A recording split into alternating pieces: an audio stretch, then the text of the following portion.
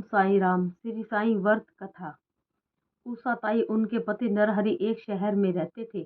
दोनों में परस्पर असीम स्नेह था, लेकिन नरहरि का स्वभाव थोड़ा झगड़ालू था, इसलिए उनके अड़ोसी पड़ोसी उनके स्वभाव से परेशान रहते थे।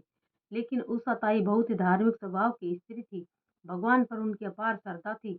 धीरे धीरे उनके पति का रोजगार ठप हो गया। अन्य कोई कमाई का साधन न था।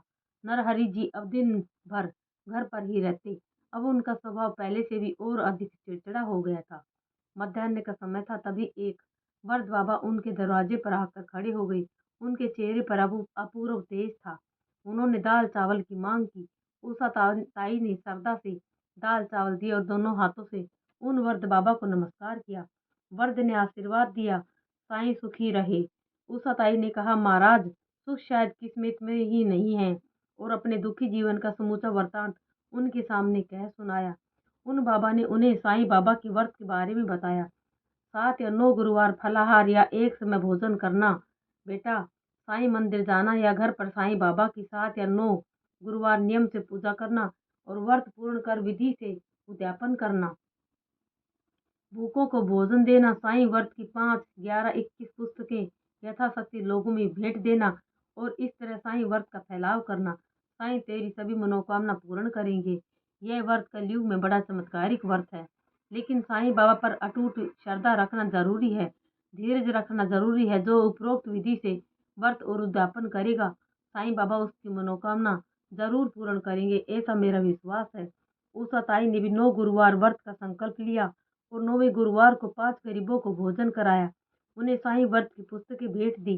तत्पश्चात उनके घर से दरिद्रता दूर होकर घर में सुख शांति छा गई। नरहरि के स्वभाव में भी बदलाव आ गया। उनका धंधा फिर से चालू हो गया। थोड़े समय में ही सुख समृद्धि आ गई। दोनों पति पत्नी फिर से सुखी जीवन बिताने लगे। एक दिन उषा ताई की जेठ जिठानी पूना से आई।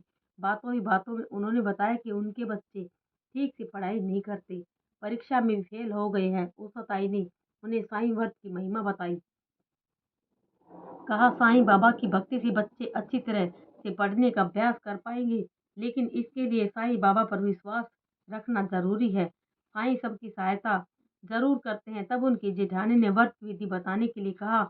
उषा ताई ने कहा कि 7 या 9 गुरुवार तक हो सके तो व्रत करते समय साईं मंदिर के दर्शन के लिए जाएं, साईं मंदिर दर्शन के लिए जाएं। और बतलाया, इस व्रत को स्त्री पुरुष या बच्चे कोई भी कर सकते हैं। गुरुवार को सुबह की बेला में साईं प्रतिमा या फोटो की विधिवत स्थापना करें, पीले फूल चढ़ाएं, दीपक अगरबत्ती से सुगंधित निवेदित कर प्रसाद चढ़ाएं, एक साईं बाबा का स्मरण करें, साईं व्रत कथा का पाठ करें, साईं चालीसा का पाठ करें और इसके बाद आरती करें। उद्यापन वाले गुरुवार को 5 गरीबों को भोजन खिलाएं। फिर साईं व्रत की पुस्तकें अपने सगे संबंधी अड़ोसी पड़ोसी को भेंट करें। थोड़े दिन बाद पूना से उनकी जिठानी का पत्र आया कि उनके बच्चे साईं व्रत करने लगे हैं और बहुत मन लगाकर पढ़ते हैं।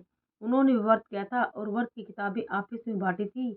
और पत्र में आगे उन्होंने लिखा कि उनकी सहेली शिवानी की बेटी की शादी साईं व्रत करने से बहुत ही अच्छी जगह हो गई है। उनके पड़ोसी के घर से गहनों की चोरी हो गई थी, तो उन्होंने भी साईं व्रत को नियम से किया और उनके गहने भी वापस मिल गए और चोर पकड़े गए। पत्र को पूरा पढ़ने के उपरांत उषा ताई ने गहरी सांस भरी और मन ही मन कहा, साईं बाबा की महिमा कितनी अपार है। यह जान लिया है साईं बाबा, जैसे आप अपने अन्य भक्तों पर प्रसन्न होते हैं, वैसे ही हम पर भी और अपनी करुणा और दया बनाए रखना। ओम साईं राम।